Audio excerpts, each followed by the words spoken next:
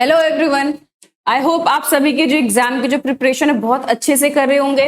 वो 30 क्वेश्चन जो मैंने आपके दिए हैं, सब बहुत कमेंट्स आ रहे हैं कि मैम उसके आंसर भी प्रोवाइड कर दीजिए। तो कोई बात नहीं, कल जो है आप लोगों को सारे जो भी 30 के 30 क्वेश्चंस के आंसर आपको मिल जाएंगे, कोई डरने की जरूरत नहीं है। और एक कमेंट बहुत कॉमन है, क्या मैम सिर्फ 30 में से ही सारे क्वेश्चन आएंगे? बेटा ऐसा मैंने कभी नहीं बोला कि सिर्फ 30 में से ही क्वेश्चन आएंगे। ये क्वेश्चन है बहुत एक्सपेक्टेड, अगर 30 क्वेश्चन कर लेते हो तो बहुत ज्यादा क्वेश्चन उसमें से आपके निकल जाएंगे।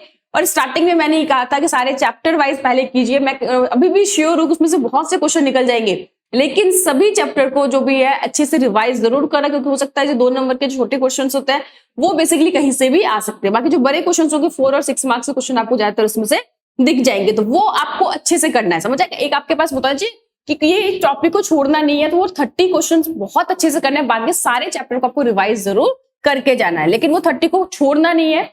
और कुछ बच्चों कह रहे थे कि स्पेसिफिक इसके आंसर नहीं मिले, तो कोई बात नहीं, घबराने की जरूरत नहीं। उसके आंसर जो है मैं आपको बहुत जल्दी कल आपको मिल जाएंगे। उसके बाद मैप जो हम लोग 22 को करेंगे एग्जाम से 2 दिन पहले ही, ठीक है।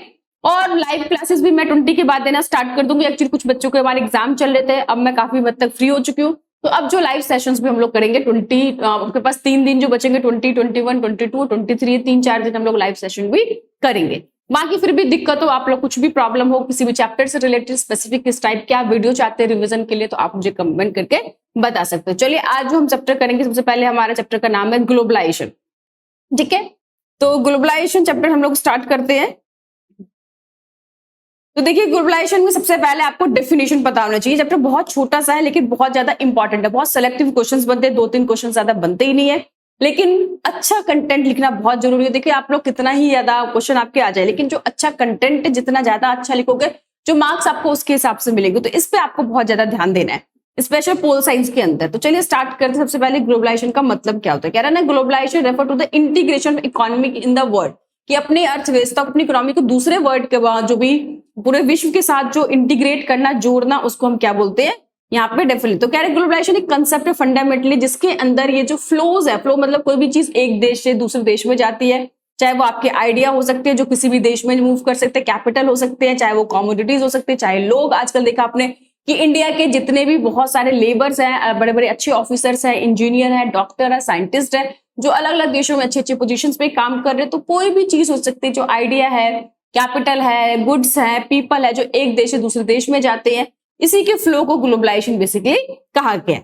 तो अब क्वेश्चन आता है कि कॉजेस क्या है ग्लोबलाइजेशन, क्योंकि ग्लोबलाइजेशन बहुत तेजी से बढ़ रहा है। तो देखिए हिंदी मीडियम कोई बच्चा है तो हिंदी में इसको वैश्वीकरण भी कहते हैं, भूमंडलीकरण भी कहते हैं, बट हिंदी इंग्लिश में एक ही नाम है ग्लोबलाइजेशन। तो हिंदी मीडियम के बच्चों को मैं ये सजेस्ट करूंगा, आप ग्लोबलाइजेशन वर्ड को समझ लीजिए। तो अब है कि ग्लोबलाइजेशन इतनी तेजी से जो बढ़ रहा है वो क्यों बढ़ रहा है, इसके पीछे रीजन क्या है? देखो भारत में तो आपने देखा था एलपीजी जो स्टार्ट हुआ था 1991 से स्टार्ट हुआ था, तो ये चीज आपको देखना है कि उसके बाद से बहुत तेजी से जो ग्लोबलाइजेशन हुआ है, कुछ ही सालों में इतनी तेजी से जो ये प्रोसेस हुआ है, उसके पीछे क्या रीजन है? सबसे पहले क्या है? Technological innovation advancement. देखिए टेक्नोलॉजी की बात करें, 30 ईयर्स तो बात छोड़िए, अभी हम पीछे लास्ट 10 सालों में देखो तो हमने कितनी ज्यादा टेक्नोलॉजी में अपने आप को अपग्रेड किया है। अभी 2-3 साल पहले देखो लोग कैशलेस, हम सोच भी नहीं सकते थे कि हमारे छोटे छोटे जो मोमोज के कॉर्नर्स लगाते हैं वहां पे आप लोग जो पेटीएम के थ्रू पैसे जाते होंगे।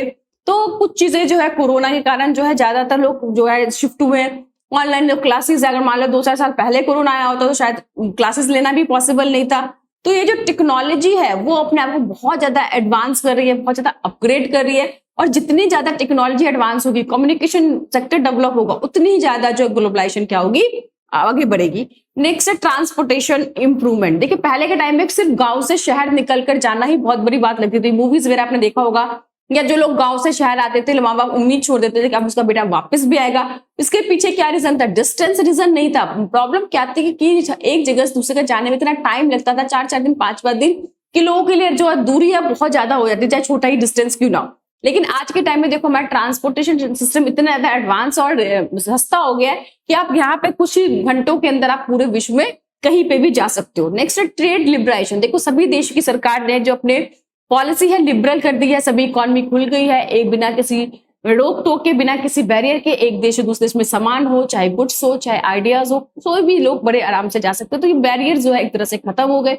ग्रोथ ऑफ एमएनसी, देखा आपने बहुत सारे जो बहुराष्ट्रीय कंपनी है, मल्टीनेशनल कंपनीज है, एक देश से दूसरे देश में जा रही है, वहां पर तो जिसके कारण जो ग्लोबलाइजेशन सीधी सी बात है बढ़ा है। रिमूवल ऑफ एक्सचेंज कंट्रोल, तो ये सारे कॉजेस है जिसके कारण ग्लोबलाइजेशन जो बहुत तेजी से डेवलप हुआ है। तो causes is also important question, तो इसको भी आप मार्क कर लीजिएगा। और ये मैंने आपको छोटे में बताया, अभी जो क्वेश्चन आंसर हम इसको डिस्कस करेंगे, अभी तो चैप्टर में थोड़ा ब्रीफली बता रही हूँ, उसके बाद चैप्टर के हम क्वेश्चन आंसर डिस्कस करेंगे, तो सारे आंसर मैंने प्रॉपर्ली लिखे, तो वहां से आप लोग कॉपी कर लेगा। यहाँ पे समझ लीजिए, सिंपल नोट्स है, चाहे तो आप स्क्रीनशॉट इसकी ले सकते हो। देखो most important topic, consequence of globalisation, political, economical और कल्चरल, ये तीनों ही जो है बहुत ज्यादा इंपॉर्टेंट है कि पॉलिटिकली कैसे जो है ग्लोबलाइजेशन का क्या कॉन्सिक्वेंस हुआ है। जब कॉन्सिक्वेंस मतलब इसके क्या परिणाम हुए, तो जब हम रिजल्ट की बात करें, परिणाम की बात करें, तो इसको मेरिट्स और डिमेरिट्स दोनों पे हमें फोकस करना पड़ेगा। ऐसा नहीं कहेंगे सिर्फ अच्छाई कहेंगे। देखिए हर चीज के जो पॉइंट के कहते हैं ना, दो साइड्स होते हैं, अच्छाई भी होती है, कुछ बुराई भी होती है, दोनों को हमें पढ़ना पड़ेगा। तो तीनों में से कोई ना कोई जो है कॉन्सिक्वेंसेस बहुत इंपॉर्टेंट, चाहे पॉलिटिकल हो, चाहे सोशल हो, चाहे इकोनॉमिकल हो, चाहे कल्चरल हो, ये चीजें बहुत ज्यादा इंपॉर्टेंट है। कल्चरल में एक चीज और बता दूं, मैकडोनल्ड करके एक टॉपिक है, तो वो भी इंपॉर्टेंट है, बेसिकली कल्चरल ही कॉन्सिक्वेंस की बात हो रहा है, तो उसे घबराना नहीं है आपको। तो चलिए एक एक करके हम समझते हैं। पहले पॉलिटिकल कॉन्सिक्वेंस की, पॉलिटिकल कॉन्सिक्वेंस के अंदर बताया गया है, सबसे पहले तो कह रहा है welfare function of the state get affected, कि पहले जो भारत या कोई दूसरे देश जिसे बोलते थे वेलफेयर स्टेट, वेलफेयर मतलब कल्याणकारी राज्य, यानी कि सरकार जो है बहुत सारे वेलफेयर के काम अपनी जनता के लिए करती थी, जैसे कि हेल्थ के लिए, एजुकेशन के लिए, उनके जो मिनिमम वेजेस के लिए, उनको जॉब्स के लिए, बहुत सारे काम जनता करते कहते हैं। लेकिन ग्लोबलाइजेशन के बाद कहीं ना कहीं सरकार के जो वेलफेयर के फंक्शन है उसमें बहुत ज्यादा अफेक्टेड हुआ है।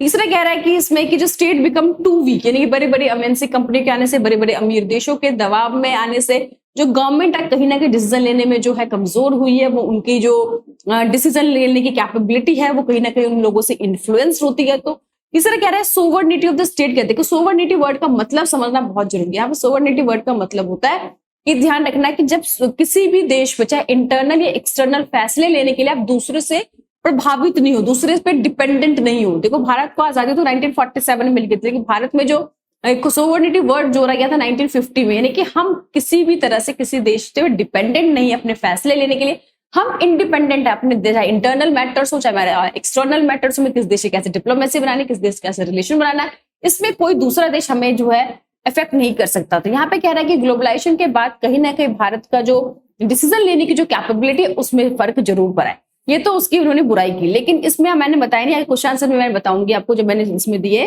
तो उसमें एक चीज बताया गया, कुछ लोगों ने कहा कि जैसा नहीं है कि सारी बुराई है पॉलिटिकल, बल्कि एक अच्छाई भी तो ढूंढो आप, कि टेक्नोलॉजिकल अपग्रेडेशन होने से, नई नई टेक्निक आने से अब जो है गवर्नमेंट जो है बहुत सारे डेटा जो है वो इकट्ठा कर सकते हैं। जैसे कि आपने 11th में पढ़ा था कि एनएसएसओ हमारा एक और इंस्टीट्यूशन है जो क्या करता है, हर एक एरिया के डेटा को कलेक्ट करता है, गवर्नमेंट तक पहुंचाता है, और गवर्नमेंट उन्हीं के बेसिस पे, डेटा के बेसिस पे बहुत सारे प्रोग्राम्स, पॉलिसी बनाती है गरीबों के लिए।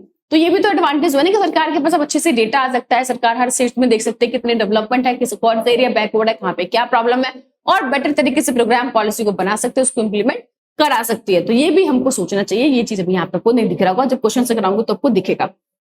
अब इकोनॉमिक कॉन्सिक्वेंस, यानी कि आर्थिक प्रभाव क्या पड़ा, तो पहले इसके दो साइड है, पहले अच्छाई और फिर हमसे बुराई। पॉजिटिव तो सबसे पहले देखिए कि जॉब अपॉर्चुनिटीज आई है। आपको देखिए कि एमएनसी के कारण ही बड़े बड़े लोगों को केपीओ, बीपीओ तो सारे जॉब्स मिल रहे हैं आज के हमारे सेक्टर्स में। सबसे अच्छी बात है कि लोग हमारे जैसे देश जहाँ पे इतनी पॉपुलेशन है, जॉब अपॉर्चुनिटीज की हमें बहुत ज्यादा जरूरत है, तो ऐसे में ग्लोबलाइजेशन हमारे लिए एक तरह से हम कह सकते हैं कि ब्लेसिंग साबित हुआ है जॉब अपॉर्चुनिटी के मामले में। दूसरा, जब आपके पास पैसा आ रहा है, जॉब से, तो सीधी सी बात आपका जो लिविंग स्टाइल है वो स्टैंडर्ड हुआ, इंप्रूव्ड होगा। आप देखो बच्चे के पास स्मार्टफोन है, सभी के पास घर है, गाड़ियां है, तो जॉब्स की आएगी तो ये सब तो फैसिलिटी आपकी इंप्रूव होगी।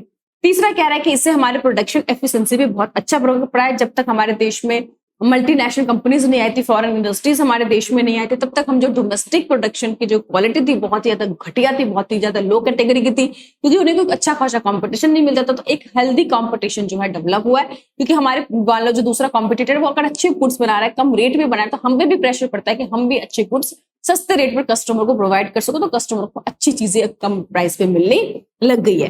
नेक्स्ट कह रहे हैं कि invite greater economic flow among various country, देशों के बीच में जो है एक अच्छा खासा जो फ्लो बन रहा है, अच्छे खासे पैसा देश से कमा रहे हैं। अब नेगेटिव सबसे पहला है कि सबसे बड़ी बात कह रहा है ग्लोबलाइजेशन कारण जो इम्पैक्ट पड़ा है, जो उनको एडवांटेज है अमीर लोगों को, जो एजुकेटेड लोग हैं उन्हीं को पड़ा है, जो गरीब लोग हैं उनके ऊपर इसका कोई फर्क नहीं पड़ा। इसी कारण से अमीर और गरीब में जो डिस्पैरिटीज है वो जो बहुत ज्यादा इनइक्वालिटी बढ़ गई है। साथ साथ तो पर्सनल इनइक्वालिटी भी बढ़ गई है और रीजनल इनइक्वालिटीज बढ़ गई है। क्योंकि आपको पता है बड़ी बड़ी एमएनसी जो कंपनी है तो भैया बिहार में जाकर तो करेगी नहीं, सीधी सी बात है बिजनेस वो कहाँ पे करेगी, ऑलरेडी जहाँ पे इंडस्ट्रीज डेवलप है, जहाँ पे सारी फैसिलिटीज है, वो दिल्ली हो गया, मुंबई हो गया, बैंगलोर हो गया, तो वो तो ऑलरेडी डेवलप है, तो वो और ज्यादा बढ़ जाते हैं। और बिहार हो गया, उड़ीसा हो गया, ये सब पहले से बैकवर्ड थे, तो इन दोनों के बीच जो स्टेट के बीच जो इनइक्वालिटी है उसमें भी काफी ज्यादा इंक्रीमेंट देखने को मिला है। नेक्स्ट है depletion of flora and fauna. इस फ्लोरा एंड फौना का मतलब होता है हमारे जितने भी नेचुरल रिसोर्सेज है उनको वो जो अमीर देश है वो अपने बेनिफिट के लिए उसको बेसिकली यूज करते हैं। जैसे एग्जांपल आप लोगों ने अपनी बुक में भी देखा होगा कि वो चाहते थे कि अमेरिका और बहुत सारे यूरोपियन कंट्री के नीम का पेटेंट करा लें, उसको इस्तेमाल करें। ये हमारे बहुत सारे जो कोल है उन सबको पर्टिकुलर अपने डेवलपमेंट के लिए यूज करना चाहते हैं। तो हमारे जितने भी मिनरल्स होते हैं, हमारे जो भी लेबर्स है या हमारे जो भी इंटेलेक्चुअल लोग है उनको वो बड़ी मात्रा में इस्तेमाल करना चाहते हैं। नेक्स्ट है इंक्रीज लेवल ऑफ पॉल्यूशन। सीधी सी बात है, इतने नंबर ऑफ इंडस्ट्री हमारे देश में आएगी तो भैया पॉल्यूशन भी तो आएगा, उसको वेस्ट को डिस्पोजल करने की भी तो प्रॉब्लम आएगी, समझ आए। तो ये एक डिमेरिट है, जितने नंबर ऑफ इंडस्ट्रीज खुलेंगे उतने ज्यादा पॉल्यूशन बनेगा, उतनी ज्यादा वेस्ट डिस्पोजल की जो प्रॉब्लम आएगी, ये एक बहुत बड़ी समस्या है। और यही रीजन है कि देखो ग्लोबलाइजेशन के तहत उन्होंने क्या करा, जितने भी डेवलपिंग कंट्रीज है, चाहे इंडिया हो गए, पाकिस्तान हो गए, उसमें जितने भी इंटरनेशनल इंस्टीट्यूशन है, चाहे वो IMF हो गए, चाहे WTO हो गए, चाहे वर्ल्ड बैंक हो गए, उन्होंने क्या करा कि फोर्सफुली उन लोगों की इकोनॉमी तो ओपन करा दी ताकि अमीर ताकतवर देश जो है यहाँ पर आ सके, बिजनेस कर सके, उनको एक अच्छा खासा मार्केट मिल सके। लेकिन बड़े बड़े डेवलप देश उन्होंने वीजा पॉलिसी इतनी स्ट्रिक्ट बना रखी ताकि उनके देश में हम जो डेवलपिंग नेशन है वो यहाँ पे इजिली नहीं जा सके, और इसीलिए उनके पोल्यूशन लेवल पे कोई फर्क नहीं पड़ता है। वो जिनको चाहेंगे बहुत रिस्ट्रिक्टेड उन्होंने कर रखा अपने देश की इकोनॉमी को। It does not promise equality at par as present movement of people across the globe to be developed country have carefully guarded by their visa policy। जो मैंने अभी आपको बताया वो अपनी जॉब सिक्योरिटी के लिए, क्योंकि हम उनके पास ऑलरेडी बहुत पॉपुलेशन है, और अगर हमारे देश के दूसरे देश के लोग अंधाधुंध उनके देश में जाते रहेंगे तो वहां पे जॉब प्रॉब्लम आ जाएगी। तो बड़े ही होशियार तरीके से उन्होंने वीजा पॉलिसी इतनी स्ट्रिक्ट बना दी ताकि उनके देश में लोग बाहर से आ ना सके, बाहर से उनकी इंडस्ट्री डेवलप ना कर सके। तो इस तरह के नेगेटिव इम्पैक्ट देखने को मिला है। नेक्स्ट हम बात करते हैं कल्चरल कॉन्सिक्वेंस की। वह सबसे बात तो क्या है कि फॉरेन कंपनीज आने से एक बहुत नुकसान हुआ कि हमारे खुद के जो ओल्ड वैल्यूज थे, ट्रेडिशंस थे, वो कहीं ना कहीं जो बहुत ज्यादा इम्पैक्ट हुआ है। अब हम बहुत ज्यादा अमेरिका के कल्चर से, यानी कि अमेरिका ऐसे फास्ट फूड खाना, जंक फूड खाना, उनके तरह कपड़े पहनना, उनकी लाइफस्टाइल कहीं ना कहीं आपको आसपास अपने दिख जाते हैं, जिसी को मैकडोनल्ड्स कहा गया है कि उनके लाइफस्टाइल को कहते हैं किसी को अगर आपको गुलाम बनाना है तो सॉफ्ट पावर यूज करना चाहिए। सॉफ्ट पावर को कल्चरल को इतना ज्यादा बढ़ा चढ़ा कर दिखाओ कि लोग आपके गुलाम ऑटोमेटिकली बन जाए। आजकल हमारे देश में वो भी है कि लोग क्या सोचते हैं जब कहीं पे पढ़ाई कर रहे हो तो उनका फाइनल एम क्या होता है, भैया एक अच्छी नौकरी करनी, अमेरिका जाके सेट होना है। यानी कि वो क्या दिखाते हैं कि अमेरिकन कल्चर को बहुत ज्यादा सुपीरियर मानते हैं, उनके फूड हैबिट्स को, उनकी लाइफस्टाइल को। तो ये कहीं ना कहीं हमको जो है एक बहुत नेगेटिव इम्पैक्ट पड़ा है। नेक्स्ट है कि the world being to look more dominated by the powerful society. समझ उनको ज्यादा पावरफुल तरीके से हम लोग देखते हैं। It led to shrinkage of rich culture heritage to the entire globe. तो कुछ ऐसे कल्चर है जिसका पूरे इकोनॉमी के ऊपर, पूरे ग्लोब के ऊपर, पूरे वर्ल्ड के अंदर जो एक डोमिनेंस है वो कहीं ना कहीं कल्चरल जो है इम्पैक्ट देखने को मिला है। तो बेसिकली हमारा कल्चरल जो है काफी इम्पैक्ट पड़ता है। जब कोई भी पावरफुल देश आपके देश में आते हैं तो वो मतलब इंग्लिश बोलना, फास्ट फूड खाना, इस तरह के लाइफस्टाइल मेंटेन करना, जो हमारे यंगस्टर है कहीं ना कहीं उनके ऊपर बहुत ज्यादा, जो उनकी मोरल वैल्यूज है, उनकी जो भी वैल्यूज है, ट्रेडिशंस है, उन पे बहुत ज्यादा खतरा देखने को मिला है। और यही रीजन थे जो लेफ्टिस्ट थे हमारे देश में ग्लोबलाइजेशन ने बहुत ज्यादा उसका विरोध किया था। तो ये सारे कॉन्सिक्वेंस तो ये बहुत इंपॉर्टेंट है, कॉजेस ऑफ ग्लोबलाइजेशन और कॉन्सिक्वेंस तो सबसे ज्यादा इंपॉर्टेंट। अभी मैं आपको दिखा देती हूँ, अगर आप देखोगे इसमें से, मैं थोड़ा सा जूम कर देती हूँ, ये देखिए ये जो क्वेश्चन है सब कितनी ज्यादा बार आया हुआ एग्जाम में। Can explain any 4 economic consequence of globalisation, mention any 4 political consequence, 4 लिखा है, फिर से 2 इकोनॉमिकल कॉन्सिक्वेंस 2014 में, 2017 में दिख रहा है आपको। Explain any 4 consequence of globalisation. जब आप यहाँ पे देखिए, यहाँ पे ग्लोबलाइजेशन में सिर्फ कॉन्सिक्वेंस लिखा हुआ, ये नहीं लिखा कि पॉलिटिकल है या इकोनॉमिकल है या कल्चरल है। फिर आपको क्या करना है, थोड़ा सा स्मार्टनेस दिखाना है चैप्टर में कि अब यहाँ पे क्या करना है, आपको पॉलिटिकल भी 2 बता देना है, यहाँ पे आपको जो है कल्चरल भी 2 बता देना है, यहाँ पे इकोनॉमिकल भी 2 बता देना है। तो इससे आपके आंसर अच्छे बन जाएगा। जब स्पेसिफिक पूछा है कि आपको कल्चरल ही बताना है तो सिर्फ कल्चरल बताना है, डेफिनेशन जरूर देने हैं। देखो आंसर लिखने का तरीका होता है कि 2 या 4 लाइन में कम से कम आप इंट्रोडक्शन दो चैप्टर से रिलेटेड, फिर उसके पॉइंट्स। ये चीज याद रखना, अगर आप ज्यादा स्कोर करना चाहते हो तो हमेशा आंसर को पैराग्राफ में मत लिखो, पैराग्राफ के बदले कैसे में लिखो, पॉइंट में लिखो। इंट्रोडक्शन जितने मार्क्स का क्वेश्चन है उतने पॉइंट्स कम से कम, और एंड में कंक्लूजन, दैट्स इट। आपको पूरे मार्क्स मिलेंगे, डेफिनेट सी बात करें। बच्चे सोचते हैं पोल साइंस में 100 आउट ऑफ 100 मार्क्स नहीं आते, पर हमारे बहुत सारे बच्चे जो हमारे अकेडमी पढ़ते हैं या मेरे से बहुत सारे जो ऑनलाइन स्टूडेंट पढ़ते हैं उनके 100 आउट ऑफ 100 आए हुए हैं। आई एम श्योर आपके भी आएंगे, बस आपको आंसर को थोड़ा अच्छा बनाना है कि सबसे पहले कुछ भी पूछा है तो क्वेश्चन को इंट्रोड्यूस जरूर करो। फिर उसके बाद मान लो 4 मार्क्स का है तो कम से कम 4 पॉइंट, 6 मार्क्स में तो 6 पॉइंट्स, इंट्रोडक्शन, कंक्लूजन प्लस जितने मार्क्स के उतने पॉइंट्स डाल, तो दैट्स इट। आपको कोई भी फुल मार्क्स देने से रोक नहीं सकता। बट पॉइंट्स में ध्यान रखना, बहुत बच्चे क्या करते हैं एक जैसे पॉइंट लिखते रहते हैं। एग्जामिनर बहुत इंटेलिजेंट है, आप अपना जो है टाइम वेस्ट नहीं करो, अलग पॉइंट बनाओ ताकि टीचर्स को समझ आए। तो यहाँ पे आपको सारे कॉन्सिक्वेंस पूछा है, what is mean by globalisation, 3 cultural consequence पूछा है, कल्चरल कॉन्सिक्वेंस, तो यही आपको कॉन्सिक्वेंसेस सारे अच्छे से करना है। तो चलो यहाँ पे हम देख लेते हैं। तो देखिए सबसे पहले आपको क्या करना है कि डेफिनेशन देनी है, चाहे पूछा हो चाहे नहीं पूछा हो। जैसे ही कॉन्सिक्वेंस पूछेंगे तो इंट्रोडक्शन आपको ग्लोबलाइजेशन से करना ही है। आंसर में बच्चे पूछते हैं कि मैम इसमें तो ग्लोबलाइजेशन पता है, मुझे भी नहीं पूछा, बट आपको इंट्रोड्यूस तो करना पड़ेगा ना ग्लोबलाइजेशन होता क्या है, अच्छे मार्क्स के लिए। So for definition of globalization means the flow of ideas, capital, commodities and people across different parts of the world. It is a multi-dimensional concept. ये भी क्वेश्चन कई बार पूछा जाता है कि why globalization multi-dimensional concept? क्योंकि ग्लोबलाइजेशन के बहुत सारे कॉन्सिक्वेंस है, बहुत सारे इफेक्ट है, जैसे पॉलिटिकल, इकोनॉमिकल, कल्चरल, इसीलिए इसको कहा क्या गया है मल्टी डायमेंशन। तो एक ही बात उसमें भी आपको सारे जो है ये सब चीजें बतानी दे।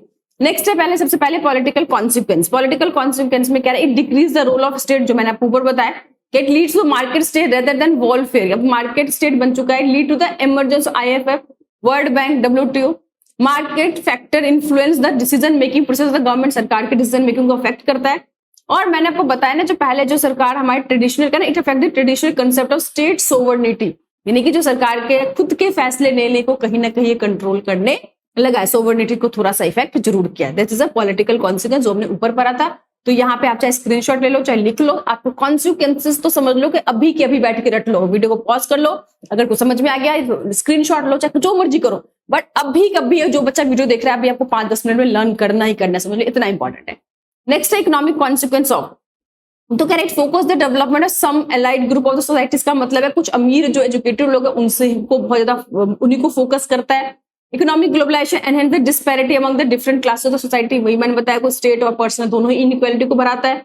साथ ही साथ इसमें जो रोल है WTO का, वर्ल्ड बैंक, IMF का बहुत ज्यादा बढ़ गया। और ये बेसिकली मैं बताऊं जितने भी इंस्टीट्यूशन है, इंटरनेशनल इंस्टीट्यूशन, वो किसके लिए काम करते हैं ये बोलने में मुझे जरा भी शर्म नहीं है कि खुले रूप से आपको बता रही, वो केवल और केवल अमीर और पावरफुल ताकतवर देश अमेरिका जैसे देशों के कंट्रोल में काम करते, चाहे WTO, चाहे WHO, चाहे वर्ल्ड बैंक हो, चाहे IMF हो, समझा, उनको फायदा पहुंचाने के लिए सारे इंटरनेशनल इंस्टीट्यूशन बने हैं। डेवलपिंग कंट्री या कमजोर देशों के लिए बिल्कुल भी काम नहीं करते।